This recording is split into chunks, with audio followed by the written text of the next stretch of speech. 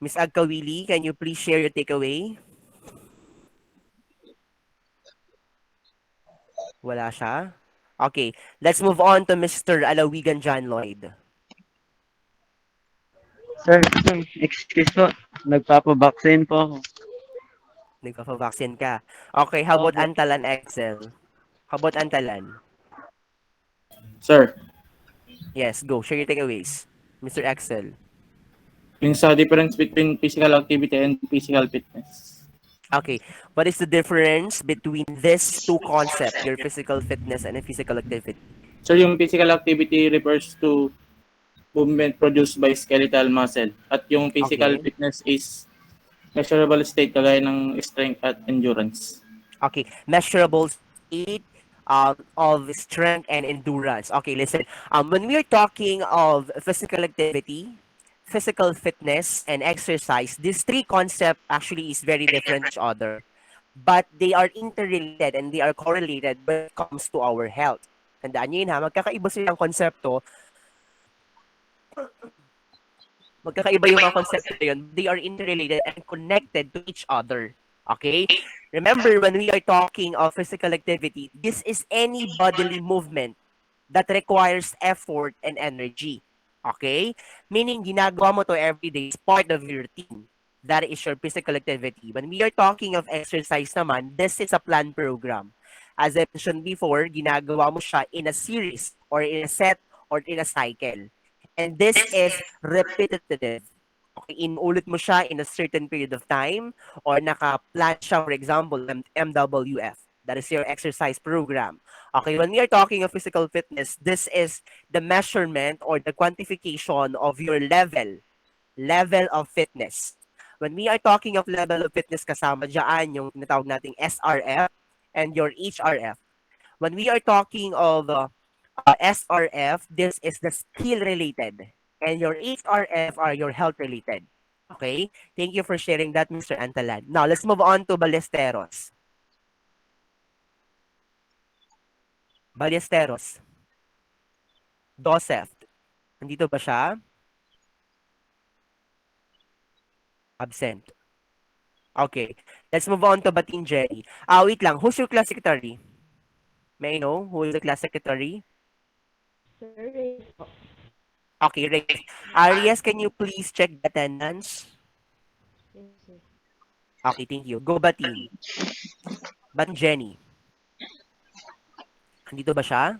Wala din? Okay, zero. Next, how about Tista Kyle?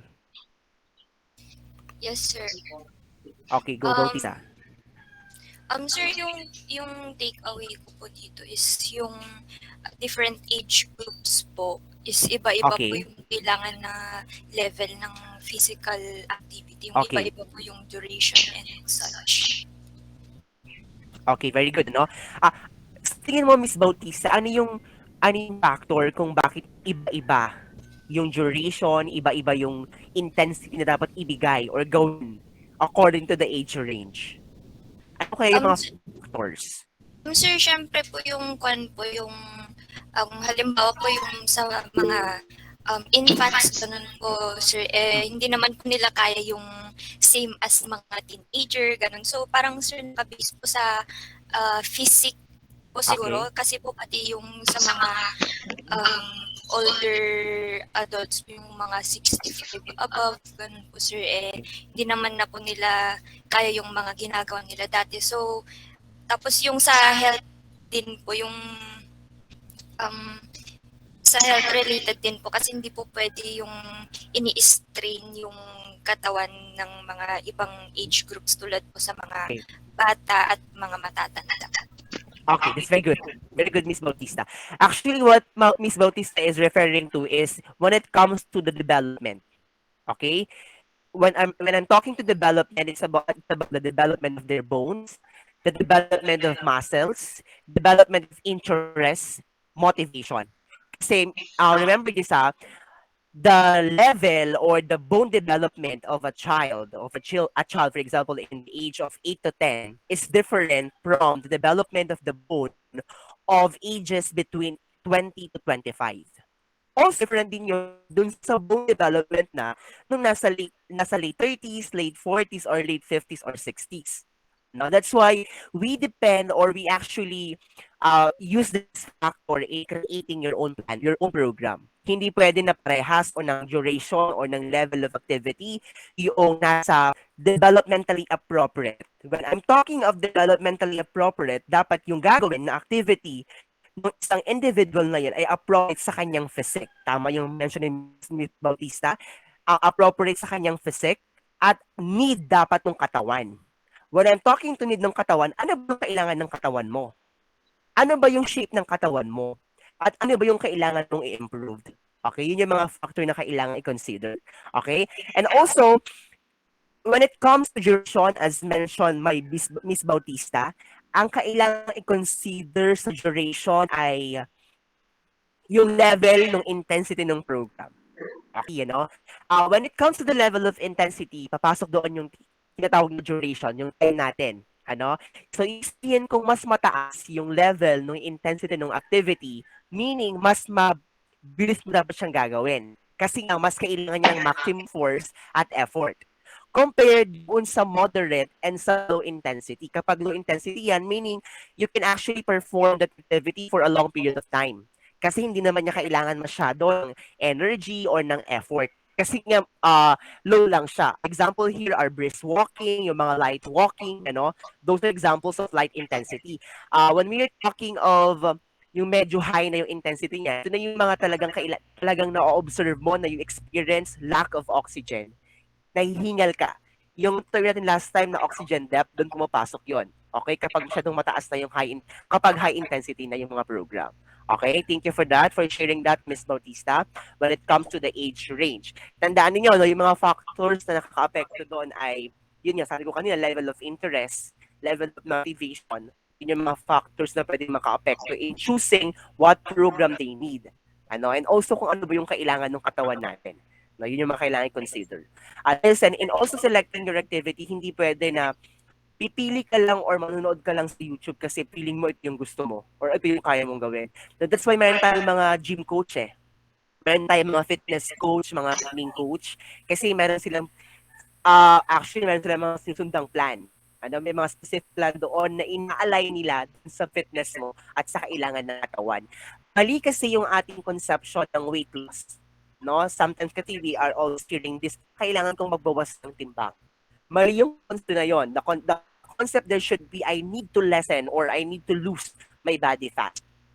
Sometimes, tama naman yung timbang mo, pero mas madami kasi yung body fat compared to your lean mass, compared to your muscle. Later on, I will give you a concrete example with that. Kasi naka-base kasi ang timbang ng isang tao sa height niya. When we are referring to your BMI, to your body mass index, to your body composition, no, doon natin i-compare yun later. Okay? Next is have BESA. BESA Richelle. Sir, Okay, go. Your takeaway. sir, physical activity reduce depression and anxiety. Okay. Actually, in joining in different activities, it actually help us to lessen the symptoms of these mental health problems. Like, actually, if you're joining in different organizations, sa mga clubs, may mga extracurricular activities ka, pwedeng ma-lessen yung pagkakaroon mo ng mga mental health problems, as mentioned by Miss Tessa. Okay? Next, let's have Bitanga. Bitanga Emerson. Ito ba siya, Mr. Bitanga? Wala. Okay, how about Bulusan, Kiko? Sir, physical inactivity is one of the leading risk factors for non-communicable disease mortality. Okay. Okay. Ano ba yung mga examples natin ng non-communicable diseases, Mr. Kiko? Yung mga heart disease po. Okay, mga cardiovascular diseases. Opo. Ano pa? Ano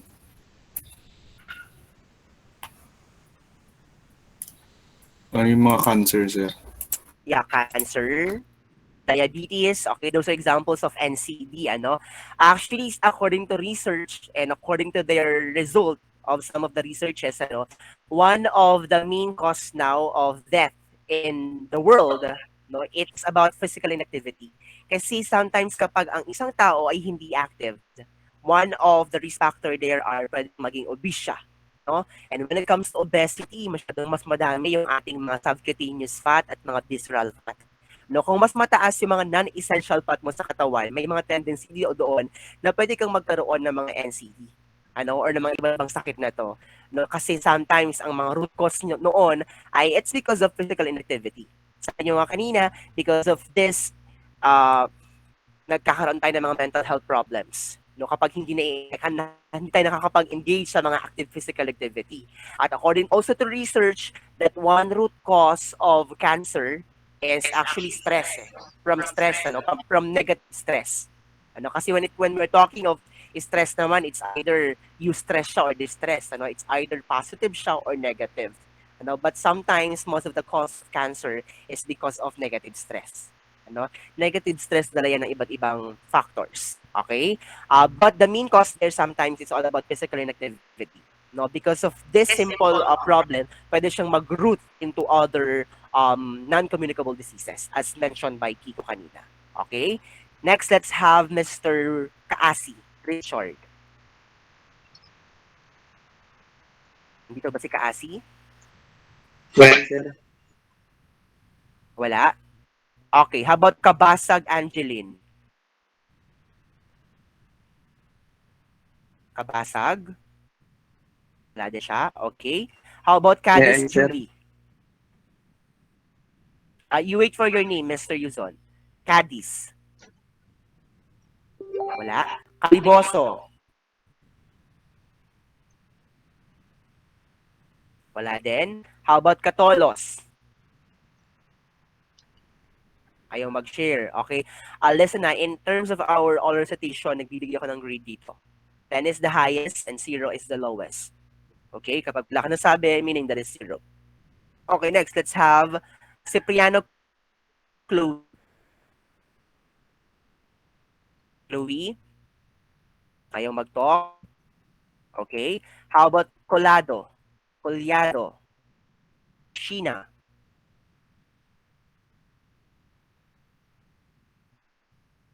Hello, can you hear me? Yes, sir. Yes, sir. Ayaw na ng salita. Okay.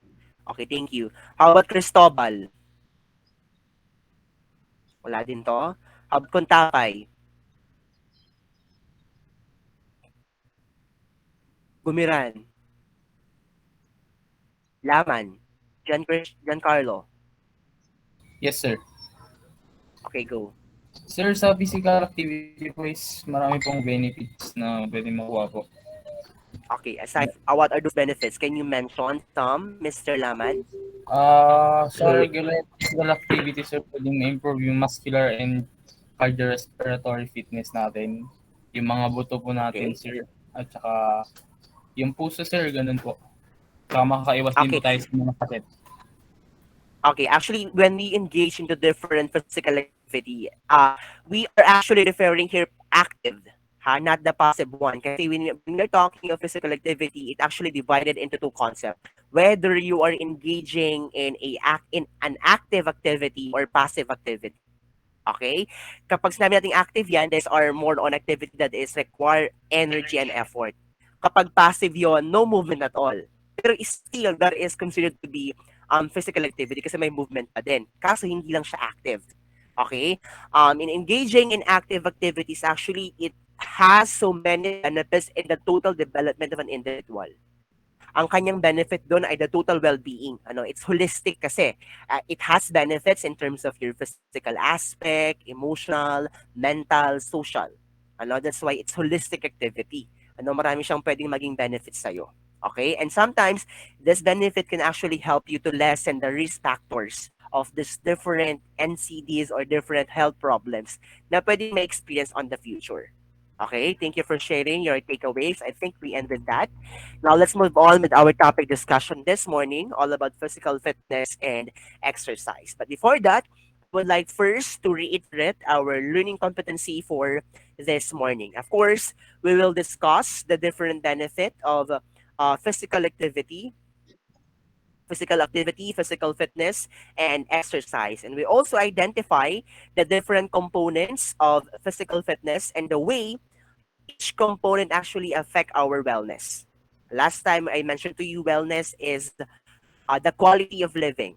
It actually affect your lifestyle, your habit, the way how you choose your food, and so on and so forth. And also, we will differentiate the different body types. Ano ba yung mga body types natin? At saan kayo kabilang doon? Okay? Let's start first in actually dividing the component of physical fitness. We have actually two components here, and I know you are familiar with this. Kasi dinidiscuss nyo during your junior high school and senior high school days, right? The two components of your physical fitness is we have your SRF and your HRF. Okay, these are your measurement or the quantification to actually measure the level of fitness of an individual. Gaano ba nakatagal sa isang activity si Legaspi compared to Romeo, compared to Kiko, compared to Laman. Actually, the basis of competition there is the use of these components, yung ating HRF at SRF. Okay, let's start first in defining the term fitness. The other term for fitness is stamina. Ibig sabihin yung cardio mo, yung stamina mo, no? It defined as the condition of an individual. He has the ability to perform an activity for a longer period of time without experiencing undue fatigue. Kapag even if you don't experience undue fatigue, you'll be able to enjoy the activity. Compare dun sa individual na medyo mabilis mapagod. Okay?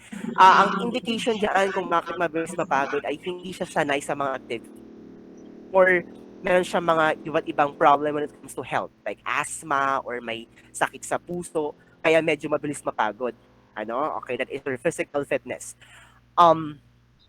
In physical fitness, actually, the first component we have here is your HRF.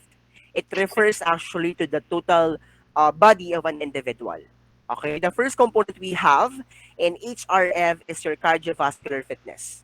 When we are talking of the CVF, it actually refers to the fitness of the heart and the fitness of the lungs. Its ability to actually deliver oxygen all throughout the body during the activity. Gaano ba ka-fit yung puso at yung lungs mo to actually cover in that long period of activity. Okay, that is your cardiovascular fitness. And remember, ang concept na kailangan yung tandaan on this component is yung supply ng oxygen. Tandaan natin kapag ikaw ay kinukulang sa supply ng oxygen, doon pumapasok yung terminology natin na oxygen depth. Ibig sabihin, hinihingal ka.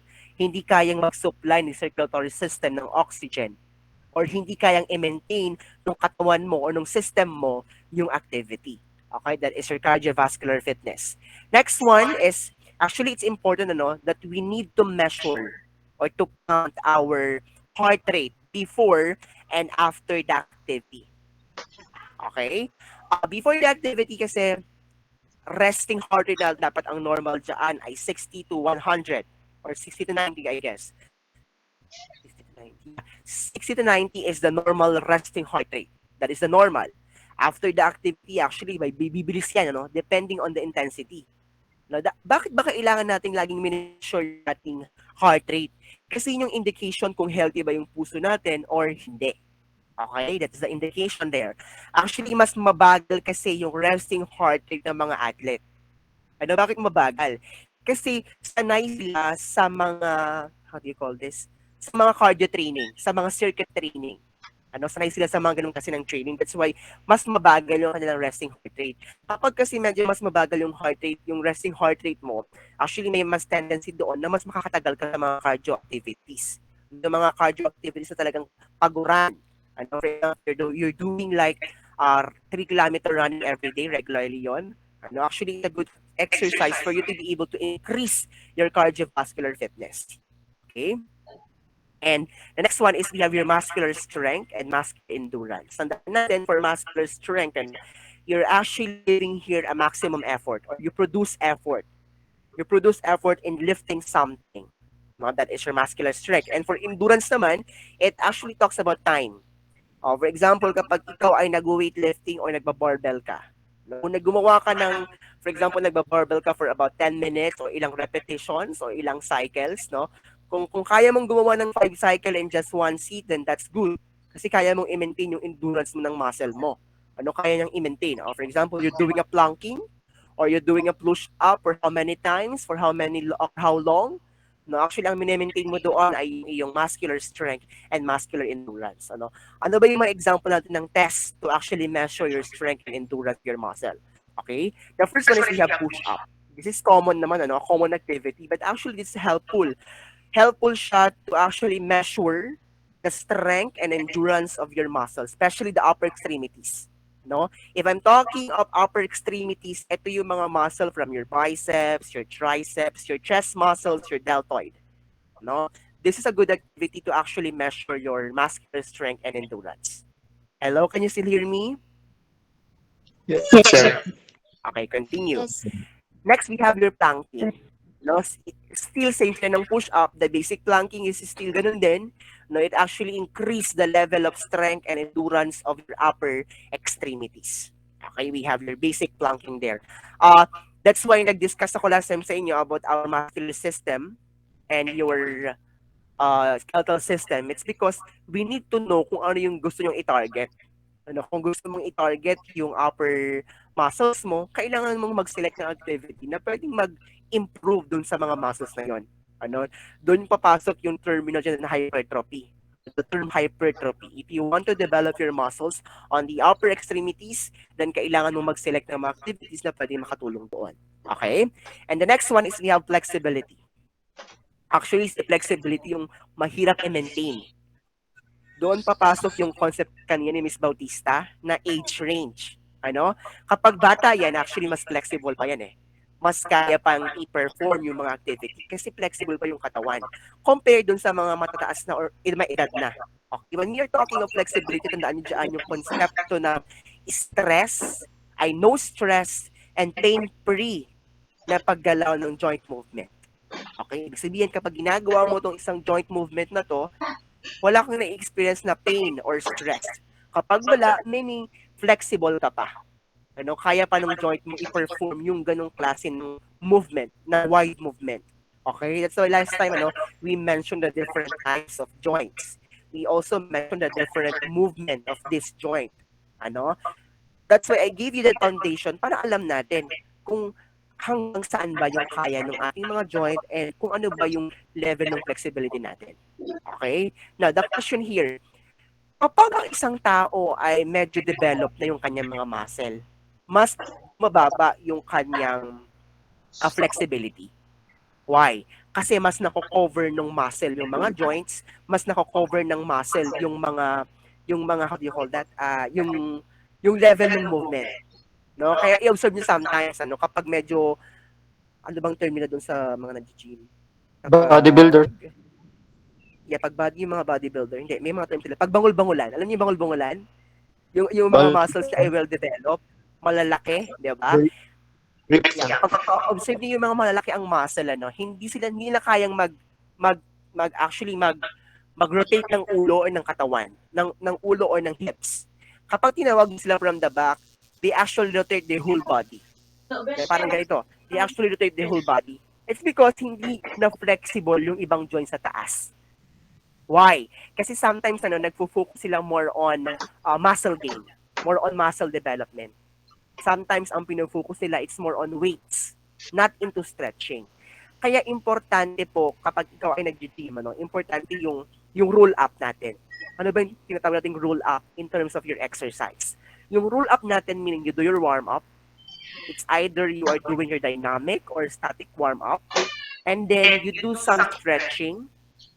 After that, punta ka na sa weights mo. After you do your weights, you do your cool down. Dun sa cool down natin, still, papasok pa din doon yung elemento ng stretching. I-stretch mo yung mga muscles na stress during your weight training. Okay, dapat may roll up kayo, may plan kayo doon. Okay, hindi pa din buhat ka ng buhat kasi dapat pa rin i-maintain doon yung flexibility natin. And also, pag na-observe nyo, mas flexible ang mga babae compared to male. Kasi it's because of their physique ulit. It's because of their body characteristic. Kaya mas flexible yung mga kababae. And the next component we have here is body composition. Okay? Sa body composition, siguro nung kayo ay high school, ang binabanggit lang dyan ay actually the percentage of your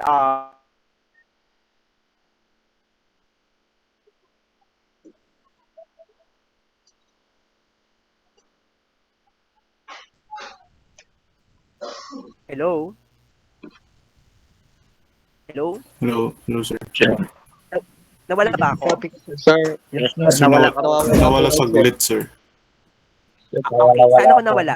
Saan ako nawala? Yan sa body composition, sir. Okay, medyo nag-connect ng konti. Yan. So, the body composition, when we're talking of body composition, meaning it's all about your body lean mass and your fat. Kasama din dyan yung water sa katawan natin, kasama dyan yung bones, yung muscles, and connective tissue. Ano? That is the whole composition of our body. Okay? Now, according to this table, ma-observe niyo sa picture natin, magkakaiba yung percentage when it comes to female and to male. Mas mataas, For male, they have 45% of muscle tissue in the body compared to female. Sir, bakit po mas mataas yung muscle percentage ng lalaki compared to female? What do you think is the kung bakit mas Hormone, mataas? sir. Sa hormone, sir. Ano yung hormone na yun? Tama, hormone. What we're talking there is the testosterone level. Tandaan niyo testosterone level. Mas mataas kasi ang testosterone level ng mga babae, ng mga lalaki compared to female. That's why mas bulky ang mga lalaki. Mas malalaki yung mga muscles natin yung mga lalaki compared to female. It's because of the testosterone level. Okay? Now naman, sometimes, another reason pa doon ay mas active kasi ang mga lalaki compared to female. Okay? They are actually active when it comes to their activities. Okay? That's why sometimes mas develop. At kapag i-observe niyo dun sa term kanina ni Mr. Passion all about hormones or sa genes natin, kapag ina-observe niyo yung mga athletes natin from, for example, yung mga black athletes compared to white athletes, kapag mga South African, kapag mga athletes na yun, ay medyo bulky yung mga katawan. Medyo mas malalaki ang katawan compared dun sa mga American, sa mga white. Sa mga white kasi hindi masyadong bulky ang mga muscles eh. Ang factor doon na nakaka-conceive na actually isang factor doon, it's because of their genes, because of the hormones and the testosterone level. Magkakaiba kasi tayo. That's why mas bulky yung mga black Americans. I-observe niyo sa swimming sometimes. Sa swimming, kapag sa swimming yan, i-observe niyo yung mga katawan ng mga black mga black compared to white players or athletes. Iba yung kanilang characteristic or physique nila. It's because of their genes. Okay? Another is we have your essential fat. Essential fat, the storage also of non-essential fat, the storage sometimes of energy. Tandaan natin, when it comes to body composition, hindi pwede na mas mataas yung percentage ni non-essential fat compared to your muscles. Kaya nga sabi ko kanina, hindi pwede na puro weight loss tayo. Na ang ating concept ay more on weight loss. Maring conception yon. It should be body fat loss. Ang kailangang bawasan ay si body fat. Okay? Especially your visceral fat. Kung madami kayong fat sa mga tummy, yung visceral fat natin, yun yung kailangang bawasan. Yun yung kailangang exclude natin. Okay? Kasi sometimes, kung mas mataas yung level ng visceral fat mo sa tiyan, may tendency na pwede kang makadat ng mga cardiovascular diseases. As mentioned kanina by Mr. Kiko. Kung mataas yung iyong madami kang visceral fat or subcutaneous fat na hindi naman essential sa katawan. Okay? Also, we have your bone, 15% for male and 12% for female. Ang factor naman dyan, it's because sometimes mas matangkad ang mga lalaki compared to female. And also, 25% for different organs in the body. Okay? And that is your body composition. And actually, this is also an example of quantity. Quantifiable siya. Kasi nga, we measured this through numbers. We actually compute your BMI using this computation. And we classify this, ano bang tawag dito sa classification na to? I forgot the term. Okay? It's either you are underweight, you are normal, overweight, or obese. Sa obese natin, we have also classification here. It's either class 1 ka, class 2, or class 3. Okay? For underweight, this is below 18.5. For normal, that is 18.5 to 24.9. For your overweight, that is 25 to 29.9. And for obese, that is 30 and above. Okay, medyo iba na yung shape niya, ano? Medyo mas madami talaga dyan yung mga non-essential fat. Okay, now, can you assess yourself? Please comment sa ating chat box kung kayo ay underweight, normal, or overweight. Go. Naisip? Can I see? Kung kayo normal, overweight, ayan, underweight daw si Colyado. How about the other? Okay, Yuzon is normal, very good. Kung kayo ay normal, you have to maintain that, ano? Okay, Bulusan is normal, Bautista is normal, Pagarigan is normal. Tandaan natin, ano, ang ideal weight natin ay depende sa height natin. Tandaan nyo always yan, ha? Na correlated po, ano, correlated ang ating height at weight natin. Hindi pwede na ang tangkad-tangkad mo ang baba ng weight mo. Hindi pwede. Yun, ano? Dapat i-correlate natin dyan para ma-measure natin yung ating classification when it comes to your BMI. Okay, it's very good ano, na most of you ay underweight. Puwa, underweight ka? Sorry, normal pala. It's very good na most of you are normal. Puwa, ikaw ba ay underweight, Jefferson? Okay, Kaasi is normal? Okay. Yes. Okay. Payatot. That's payatot ka ba? Iba. Akala ko Josh. Sorry, Jefferson pala to. Akala ko si Josh Puwa ng ibang section pala yun. I'm so sorry. Okay. Now, let's move on. Okay, now, let's move on to your SRF. That is the different components in terms of your HRF. May questions tayo doon? May questions kayo? Sa HRF natin, may questions? Hello? Wala na, sir. Okay, wala. Now, let's move on to your SRF. Sa SRF naman natin, nandiyan papasok yung ating mga skill-related. The movement skills, yung mga sports skills natin ano, that we can actually use. Ito naman ay quality. Ano, kasi we can actually describe this. But also, we can measure this through quantifiable measurement kapag may mga test tayong ginagawa. Ano, para ma-measure. But it's more on quality kasi ni-actually describe this. Kung ikaw ba ay mabilis or whatsoever based on the score or based on some of the tests na ginagawa natin. Okay, the first component we have here is we have your speed. When we actually talking of speed, this is the ability of an individual not to actually do this activity in a shortest period of time. Pumapasok dyan yung konsepto ng time. Okay, for example, if going to run a 50-meter sprint, gaano mo ba siya kabilis tatakbuhin? Okay, it's either you are going to finish that run for about 10 seconds or 15 seconds, and that's good. Okay? Next one is we have your power. Sa power naman natin, it's about giving your maximum force, giving of maximum effort. Papasok din din yung concept ng shortest possible time. Ano ba yung mga example ng sports na ginagawa ng power? Can you Boxing, mention? sir. Boxing? Standing long jumps, sir. Hindi naman kailangan ng masyadong Rugby, sir. rugby. Ano yan, Kiko? Standing long jumps, sir. Yeah, long jump. Very good. Sa long jump natin, na athlete ha, sa ating track and field, ano? Sa long jump, kailangan yan. No? Yung mga triple jumps natin, hurdles, long jumps, no? Ano pa? Throws, Ano sir. yun? Yeah, throws. Yung discus throws natin, yung mga shot puts, kailangan ng power. Ano pa? Wrestling, sir. Wrestling, sir. Sa wrestling, hindi naman kailangan masyadong power. Wait lang.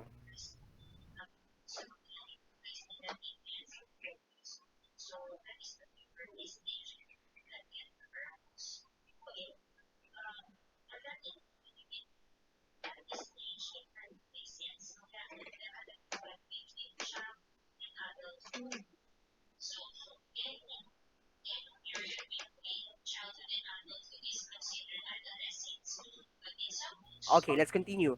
You know, those are examples of power sports, no? Yung ating mga throwing events, mga jumping events natin na kailangan ng isang bagsakan. Also weightlifting. Okay? Na kailangan ng isang bagsakang effort or force. Next one is we have your agility. Tanda natin, in the concept of agility, ay actually papasok dyan yung changing of direction quickly. You change your direction quickly. It's either your direction is going forward, sideward, or backward. Okay, you're using your ability to change your direction quickly. Now, can you give example of sports na Box. kailangan ng agility skills? Yeah, boxing. Ano pa? Wrestling. Sepak. Now, soccer, yan, football. Very good example. Badminton, table Sepak. tennis. Okay? Volleyball, sir. Sepak, natuto din sa sepak. Volleyball, sir. Okay, volleyball, natuto din sa volleyball, hindi rin. Okay? Yun yung mga, most Basketball, example sir. dito ay, yun nga, badminton, table tennis, football, soccer, no, na kinakailangan talagang tumakbo with the fast changing of direction. Also with basketball. Okay, kailangan doon ng agility. Okay? Next component tayo, we have your balance. When we are talking of balance, tandaan lang dyan yung konsepto ng equilibrium. You actually maintain your equilibrium or your homeostasis, whether you are moving or you are just stationary. A static balance or dynamic balance. Now, ano ba yung mga examples ng sports na kailangan ng balance? Actually, kailangan sa Sa gymnastics yan. gymnastic. Yeah, very good. In gymnastics, aside from that, ano pa? How about surfing?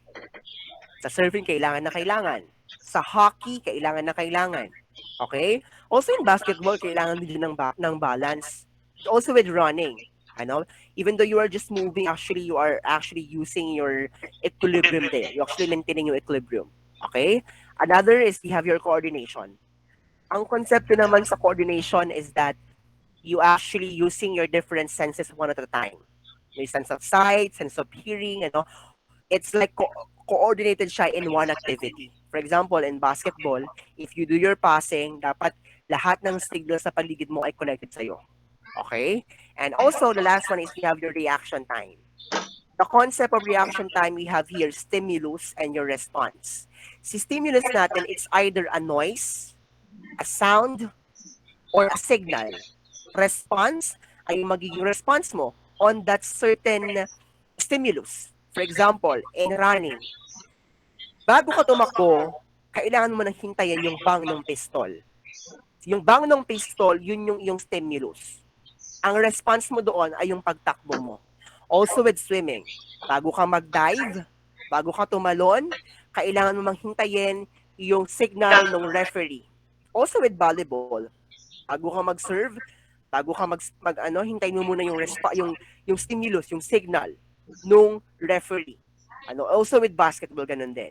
Okay, that is a reaction time. Ibig sabihin, coordinated ka din with the stimulus at kung ano yung bibigay mong response. Also with different combative sports. If you are an arnis player, if you are, how do you call that? A boxer, if you are a taekwondo player, ang mga stimulus doon ay yung atake ng kalaban. At ang magiging response mo ay yung paglihis mo doon sa kanilang atake. Okay, that is your reaction time. Okay? Ano ba yung mga example natin ng test to actually measure this? The first one is we have your hexagon test. Dito, gagawa ka lang ng hexagon shape and you have to jump from each side. Okay? Ibig sabihin, you're changing your direction here. Meron din time yan. Okay? And also, we have your historic balance to actually measure your balance. Okay? Ang other indication natin for balance ay yung ating mga curves sa paa. If you observe, kapag ikaw ay flat-footed, pag observe yung paa mo, kapag flat-footed ka, medyo wala kang balance dyan eh. Pero kapag may curve, yung mga paa natin, if you observe yung sakong ninyo, pag may mga curve yan, pag maganda yung curve niyaan, dun sa part ng inyong metatarsal, kung maganda yung curve niyaan, meaning maganda yung balance mo. Another indication also, according to the researchers, ay yung mga earwax natin. Yung earwax sa tatenga daw ay it actually tells your balance also, or it helps us to maintain our balance. Yung sinasabi nila, your earwax and the shape of your feet, dun sa mga paa natin, yung mga sakong natin. Okay? Another one is we have your power. Mentioned kayo na by Mr. Tico, one good example or one good test para ma-measure ang iyong power, especially your leg power, yung ating lower extremities, is we actually use a standing long jump to test this leg power. Okay? Next is we have the different benefits of your physical activity. The first one is it actually helps people to achieve and maintain a healthy weight. Sabi ko kanina, Ang ating ideal weight ay depende sa kung ano ang height natin. Okay? And also, it reduces the feelings of stress, anxiety, and depression. As mentioned earlier, it actually reduces the symptoms of different mental health problems. Okay? And it actually builds and maintains healthy bones, muscles, and joints. Kanina yung mention ni Miss Bautista, no, na naiiba na yung bone density natin when it comes to age of 50 or 60. It's because hindi na maintain yung physical activity. Kaya nag-iiba yung ating bone density, yung ating muscle density, yung flexibility natin. Okay? And actually, it boosts your energy level. It boosts also your immune system. And it improves the quality of sleep. Sabi ko nga last time, it's not it's all about the quality of sleep. Okay? I hope that's clear. And the risk factor here are mentioned kanina. It's all about the cardiovascular diseases, diabetes, and so on and so forth. No, yun yung mga risk factor kung hindi na maintain yung physical activity. And the national trend here, ano, according to Department of Health, on their survey, year 2012, hindi siya updated, I'm so sorry. Sabi dito, 60% of adults are overweight in the Philippines. Approximately 30% of adults are obese. And 17% of children ages 16 to 18, 6 to 18 are overweight. And obesity is the second leading cause of unnecessary deaths. Now, the question here, bakit kaya sobrang taas ng percentage ng overweight sa Pilipinas? For example, we are 107 million population. Ano? Ibig sabihin, 60 million, nasa 70 million ay overweight. Ano kaya yung leading cause kung bakit ang daming overweight? Sir, Pagkain, sir. Yeah. Ayun, the food we eat. Tama yun. Ano? Yung mga kinakain natin ngayon kasi tayo ay, ano yun? Iron Luzon? Yung mga kolor na pagkain, sir. Okay, cholesterol. Mataas ang cholesterol level, mataas ang fat. Tama yun, ano? Yung mga pagkain na kinakain natin ngayon ay medyo fast foods. In terms of fast food kasi, no, mataas yung mga calorie level noon na hindi naman nababurn. Kaya minsan nagkakaroon ng overweight o nauubis tayo. Ano, tama yon. It's because of the food we eat. Ano pa? Yung mga factor kung bakit ganyan kataas. Sir, high yung income, sir. sedentary lifestyle. Yeah, tama yun. Sedentary lifestyle. Kapag iba yung hindi ka masyadong active, nakaupo ka lang lagi, pwedeng maging factor yun. Ano pa?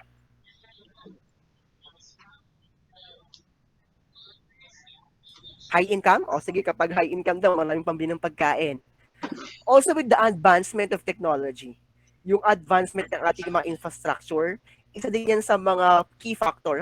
Ano pong kinalaman ng advancement ng infrastructure sa ating pagiging overweight?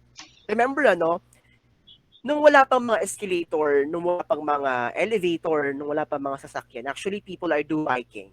People actually do their walking. Ano, for example, imbes na umakyat ka sa third floor na gamit ay hagan, dahil may escalator, nag-escalator ka. Imbes na maglakad ka from the third floor nga para umakyat ka, nag-elevator ka. Ibig sabihin yung factor niya, nakabawas siya sa activity mo.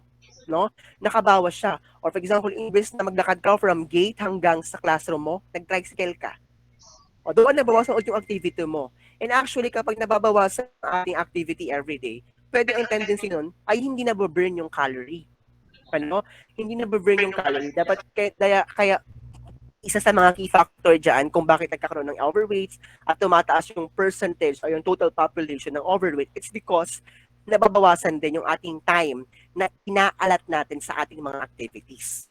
Okay, another example there is yung advancement sa technology. Sabi dyan, no, 17% of children ages 16 to 18 are overweight. Napaka-alarming yan kasi ang taas ng percentage yung 17%. So, ibig sabihin ko, konti lang yung normal. Ilang percent lang yung normal.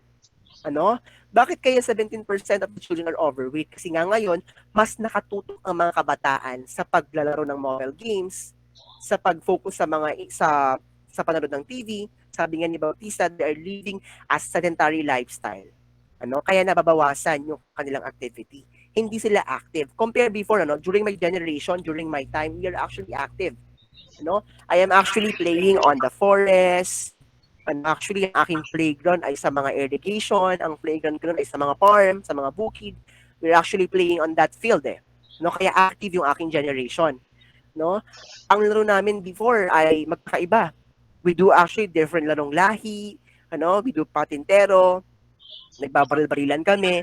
Actually, I do also airsoft, kung alam niyo yun. Nung bata ako, uso kasi na ng airsoft eh. Yung sa nasa gubat ka, then meron kayo mga territory, para kayo mga army. No? Ang laro ko naman nung bata ako ay mga panglalaki, mga army, no? Pero hindi ko alam kung bakit ako naging bakla. Charot. Kung bakit ako naging pustong babae. Ayan, ang game ko naman nun ay, naging airsoft ako nun eh. Mayroon kami mga 10 mga kampo-kampo, no? Those are my games during when I was a child, no? But now, kasi iba na yung concept natin when it comes to game. Sabi ko nga kanina, it's either you are doing an active physical activity or passive. Mostly ngayon nag-engage tayo dun sa binanggit kanina ulit ni Bautista na it's all about sedentary lifestyle, na nakaupo lang tayo. Okay, now, it's important that we need to find a balance in our body. Sir, paano po yung finding a balance? Tandaan natin, kapag mas greater yung iyong calorie use compared to your, mas greater yung iyong calorie in food compared to your calorie use, ang pwedeng maging result niyan ay weight gain. Kapag yan naman, mas mababa naman yung calorie intake mo, tapos mas mataas naman yung calorie use mo, meaning weight loss naman yan. Okay? Dapat it should be equal. Okay? It should be equal. Calorie in use is equal to calorie intake para weight control. Diba? Last time, I gave you an example on how to compute your calorie intake every day. Using your calorie counter app. With that example, you can actually track kung gaano kadami yung nai-intake mong calorie every day. At kung paano siya i-burn using these different activities. And that is very important. You have to find a balance in everything you do every day. Okay? And now we have your, saan ka pupunta? Okay. Now we have your somatotyping. Ito sa ating somatotyping, we actually classify your body depending on its characteristics, depending on your physique. We have these 3 somatotyping. Okay? The first one is we have your ectomorph and mesomorph and your endomorph. I know you are familiar with it. Okay? Ano ba yung mga characteristic para masabi mo na ikaw ay isang ectomorph, na ikaw ay isang mesomorph, at na ikaw ay isang endomorph? Okay, masasabi mo na ikaw ay isang ectomorph kung ikaw ay may low level of body fat. Ikaw ay isang ectomorph if you have a narrow shoulder and flat chest ka. Ibig sabihin walang muscle yung chest mo. Okay? And also you have a thin and long limbs. Haba ang kamay, haba ang mga legs, sa mga ang katawan ay mahaba. Okay, that is a characteristic of being an ectomorph. And also, you have a low power rates. Bakit kaya low power rates yan? Kasi nga baba yung iyong percentage ng muscle sa katawan. That's why mababa din yung iyong power rates. Okay? Masasabi ba naman na ikaw ay isang mesomorph if you have these characteristics? First one, you have low fat level with noticeable muscles. Ibig sabihin, observable dyan yung tinatawag natin hypertrophy. Develop yung mga muscles mo. And also, you have medium or large bones, and you have a broad shoulders, and developed chest. And also, you have a fast metabolism, and you have a good power performance. Bakit ka may good power performance? Kasi nga, develop yung mga muscles natin. Minsan na-observe natin, na ang laki ng katawan ng isang tao, pero ang liit ng ulo. Ang laki ng katawan, pero ang mga legs. Iba yung kanilang shape Iba yung body shape nila. Doon yung somatotyping. Pwede mo indicate doon, it's either they are ectomorph, mesomorph. Yung the word na yun, medyo malaki ang katawan. Sometimes they have excessive fat and medyo mabagal ng metabolism. Ito mababang power rates. Kung ikaw ay mataba or madami kang body, limited yung limit. Why limited? Kasi may mga humaharang dun sa movement ng gawin. Okay? Now, I want you to assess yourself kung ano ang somatotype. Ay ectomorph, mesomorph, or endomorph.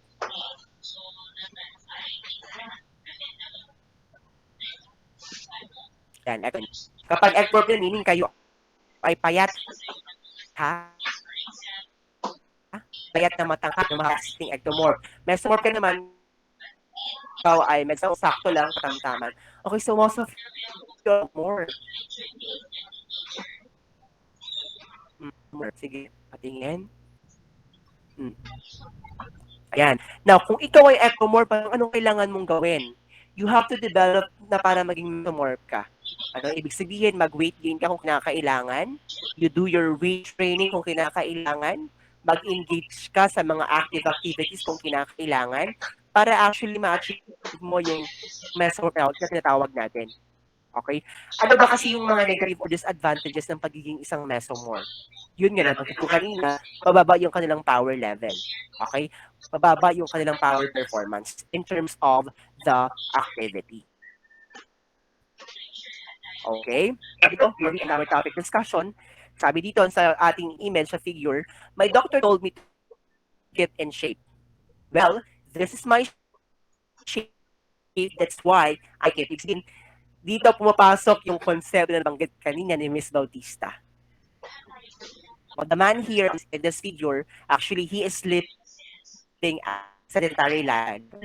Another term kasi for this is potato couch individual. And kulang sila every day, they're just watching TV, eating their booze while watching, na hindi sila active. Okay? Sabi dyan, no, kailangan niya daw i-keep yung shape. That na yung pagiging endomorph, which is not good. Ano? We actually have to maintain being a mesomorph. Okay? Now, do we have questions before we end? May questions tayo?